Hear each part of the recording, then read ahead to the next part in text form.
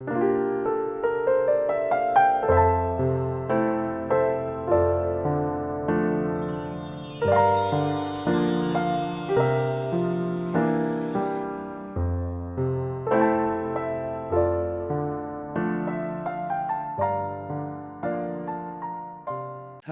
29장 1절에서 11절까지 말씀을 교독합니다.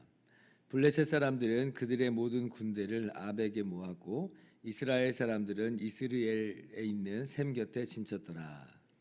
블레셋 사람들의 수령들은 수백 명씩 수천 명씩 인솔하여 나아가고 다윗과 그의 사람들은 아기스와 함께 그 뒤에서 나아가더니 블레셋 사람들의 방백들이 이르되 이 히브리 사람들이 무엇을 하려느냐 하니 아기스가 블레셋 사람들의 방백들에게 이르되 이는 이스라엘 왕 사울의 신하 다윗이 아니냐. 그가 나와 함께 있은지 여러 날 여러 해로되 그가 망명하여 온 날부터 오늘까지 내가 그의 허물을 보지 못하였노라. 블레셋 사람의 방백들이 그에게 노한지라. 블레셋 방백들이 그에게 이르되 이 사람을 돌려보내어 왕이 그에게 정하신 그 조소로 가게 하소서. 그는 우리와 함께 싸움에 내려가지 못하리니 그가 전장에서 우리의 대적이 될까 하나이다. 그가 무엇으로 그와 다시 화합하리이까? 이 사람들의 머리로 하지 아니하겠나이까? 그들이 춤추며 노래하여 이르되 사울이 죽인 자는 천천히요 다윗은 만만히로다 하던 그 다윗이 아니니까 하니 아기스가 다윗을 불러 그에게 이르되 여호와께서 살아계심을 두고 맹세하노니 내가 정직하여 내게 온 날부터 오늘까지 내게 악이 없음을 보지 못하였으니 나와 함께 진중에 출입하는 것이 내 생각에는 좋으나 수령들이 너를 좋아하지 아니하니 그러므로 이제 너는 평안히 돌아가서 블레셋 사람들의 수령들에게 거슬러 보이게 하지 말라 하니라. 다윗이 아기스에게 이르되 내가 무엇을 하였나이까? 내가 당신 앞에 오늘까지 있는 동안에 당신이 종에게서 무엇을 보셨기에 내가 가서 내 주 왕의 원수와 싸우지 못하게 하시나이까 하니 아기스가 다윗에게 대답하여 이르되 내가 내 목전에 하나님의 전령같이 선한 것을 내가 아나 블레셋 사람들의 방백들은 말하기를 그가 우리와 함께 전장에 올라가지 못하리라 하니 그런즉 너는 너와 함께 온 내 주의 신하들과 더불어 새벽에 일어나라. 너희는 새벽에 일어나서 발거든 곧 떠나라 하니라. 같이요.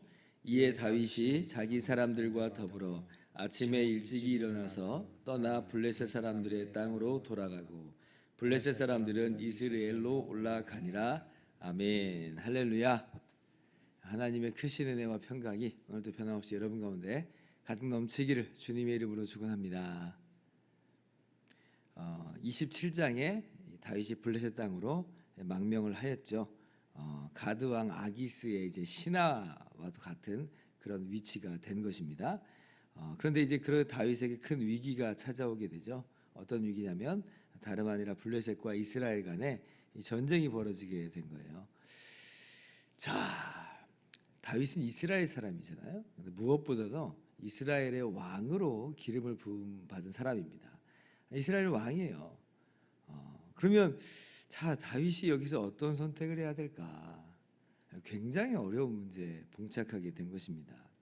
만약에 다윗이 나는 이스라엘 사람이라서 난 전쟁을 할 수가 없다. 이제 그렇게 이 전쟁을 거절해 버리면 어떨 것 같아요? 이 아기스가 이제 다윗의 어떤 정체를 좀 발견하는 시간 아니겠습니까? 여기도 다시 한번 사울이 죽인 자는 천천히요 다윗은 만만히로다. 지금 옛날에 다윗이 골리앗을 죽인 그 사건을 블레셋 사람들은 지금도 잊지를 않고 있거든요.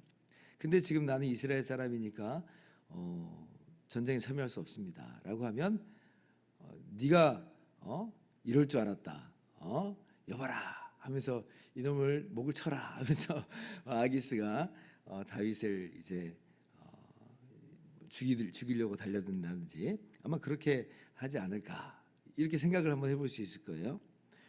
근데 이제 뭐 내가 지금 아기스에게로 망명해 왔고 아기스의 신하와도 같은 위치에 있으니까 지금 내가 그럼 전쟁에 참여하겠다. 그러면 이제 그건 무슨 얘기가 돼요? 동족인 이스라엘하고 싸워야 된다는 거예요. 결국 이제 이 전쟁에서 보면 이스라엘이 지고 사울과 또 세 아들은 다 죽잖아요. 그러니까 거의 뭐 괴멸되다시피 이스라엘이 패배하게 된 건데, 그럼 그 책임이 누구에게로 돌아가는 거예요? 다윗에게로 돌아가는 거예요. 다윗이 이 전쟁에 참여해서 이스라엘이 망해버렸다. 이러면 다윗의 이미지는 어떻게 될까요? 나중에 다윗이 과연 이스라엘의 왕이 제대로 될 수나 있을까요? 아마 상당한 반대의 어떤 민심이 이미 다윗에게 등을 돌리는 그런 일들이 있지 않을까. 우리가 이런 생각들을 한번 해볼 수 있을 겁니다. 아니면 그건 둘째 치더라도 지금 당장 동족하고 지금 싸우는 것 자체가 얼마나 다윗에게 고통스러운 일이 되겠어요. 정말 이러지도 저러지도 제가 다윗이라면 나 정말 이 상황에서 도망치고 싶다, 뭐 이런 생각이 들 정도로 굉장히 난감한 그런 상황에 빠진 것입니다. 오늘 본문에 다윗이 그런 고민을 했는지 그런 흔적이 나와 있지는 않아요. 그냥 우리가 추측할 따름인데 우리가 그냥 쉽게 생각해도 그 정도는 우리가 예상해 볼 수 있는 그런 상황이라 하는 거죠. 오늘 본문을 보자면 다윗은 아마 이제 이스라엘과 싸우려고 그렇게 결정을 한 것처럼 보입니다. 오늘 말씀을 이제 보면 이 아기스는 이제 돌아가라 이렇게 이야기하는데 다윗은 아니 나는 당신과 싸우고 싶다 이렇게 얘기를 해요. 이게 무슨 뭐 립서비스처럼 그냥 뭐 하는 말일 수도 있어요. 그런데 이제 한편으로는 그만큼 이스라엘과 이 싸우는 이 전쟁 속에서 지금 블레셋의 한 신하로서 싸우려고 그렇게 다윗이 결정을 분명히 한 것이라고도 우리가 이해를 할 수가 있죠. 이 전쟁을 이제 참여할 때 28장 2절을 보면 이제 아기스가 이제 같이 싸우러 나가야 된다라고 할 때 다윗이 그러면 당신의 종이 행할 바를 아시리이다. 이제 다윗이 그렇게 대답을 하거든요. 근데 이것의 해석을 대부분의 학자들은 지금 우리말 성경에는 이제 두리뭉실하게 이제 번역을 좀 했는데 대부분의 학자들은 다윗이 동의한 것으로 그렇게 해석을 합니다. 그러니까 이 문장을 그렇게 번역을 해요. 그러니까 두리뭉실할 정도가 아니라 다윗은 그렇게 같이 싸우겠다 이제 그렇게 이야기를 했다는 거예요.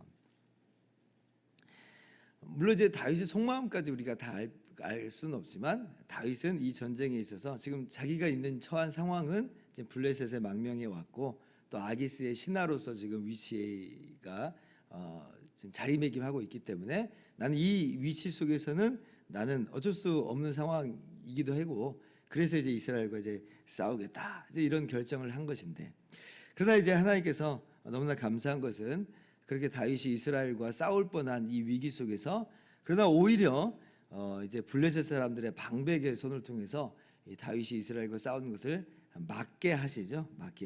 다윗은 싸우려고 하는데, 그죠? 어떤 마음이든지 간에 다윗은 싸우려고 나가고 있는데, 근데 블레셋 사람들의 방백들이 그럴 수 없다. 돌려보내라. 이 사람 전쟁터에서 배반해가지고 오히려 우리들의 머리를 가지고 사울에게로 도망가 버리면 어떡하냐?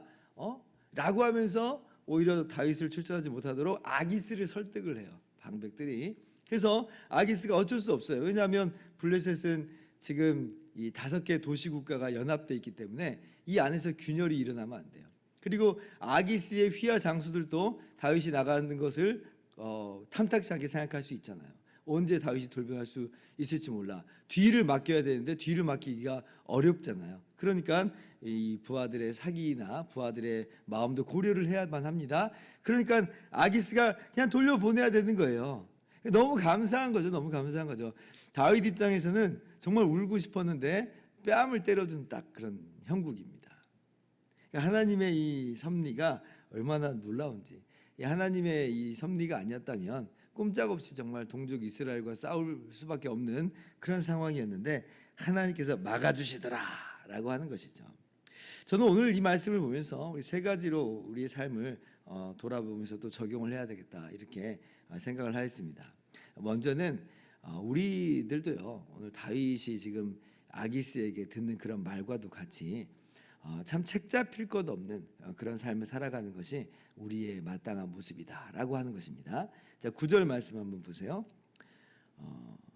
지금 6절에도 지금 아기스가 다윗에게 내가 너에게 악이 있음을 보지 못했다라고 이야기하고 9절에도 다시 한번 보면 네가 나의 목전에 하나님의 전령같이 선한 것을 내가 안다 이렇게까지 이야기를 해요.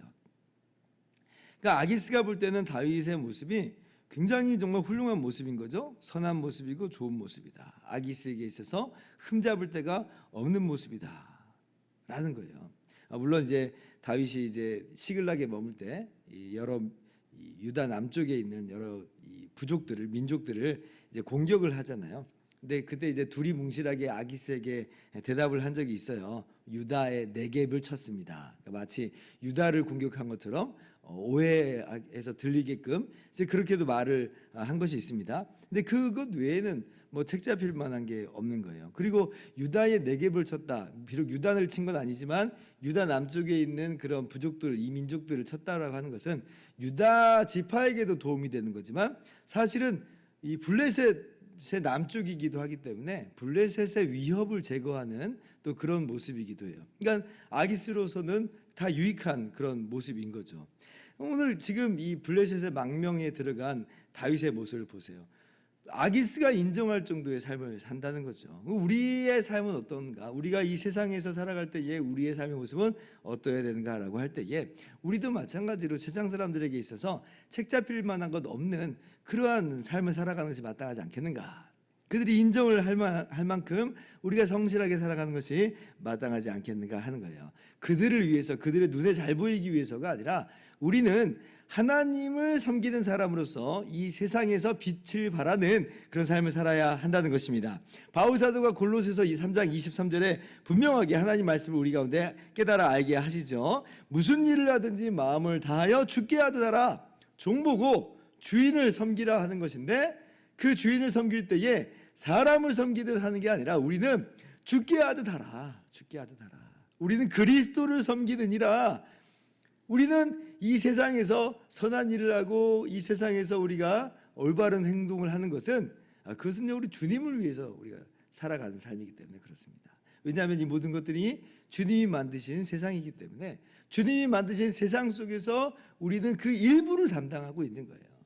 그래서 우리가 세상 사람들은 이렇게 모르죠. 그러나 우리는 분명히 이 모든 만물이 하나님께서 지으신 만물인 줄 알기 때문에 하나님께서 지으신 만물 안에서의 한 부분을 감당하는 것이에요. 그래서 무슨 일을 하든지 주께 하듯하라. 다니엘도 포로로 끌려간 그 바벨론과 또 바사 제국에서 얼마나 성실하게 행했는지 하나님을 섬기는 것 외에는 다니엘에게서 흠을 찾을 수 없었다 이렇게 얘기하거든요.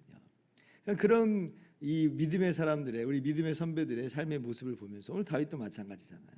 우리가 어떻게 살아야 되는가?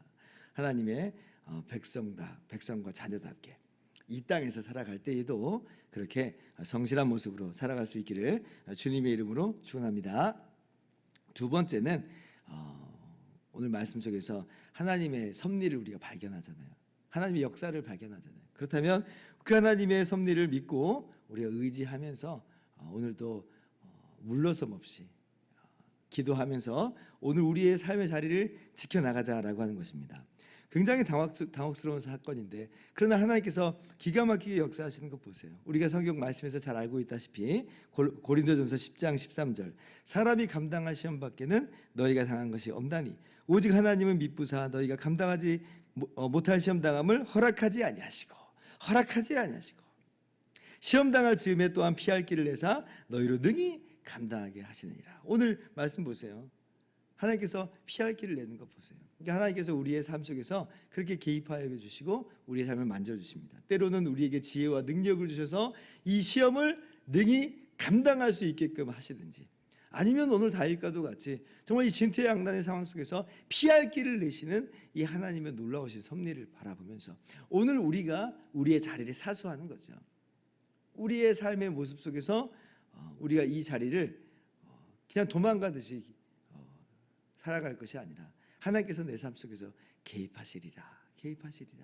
나의 삶을 주님께서 인도하시리라. 내 삶이 주님의 손안에 있으니 나는 주님을 믿고 신뢰합니다. 오늘도 다만 기도하면서 나아갈 뿐입니다. 라고 우리의 이 삶의 모습을 우리가 묵묵히 감내해낼 수 있기를 바랍니다.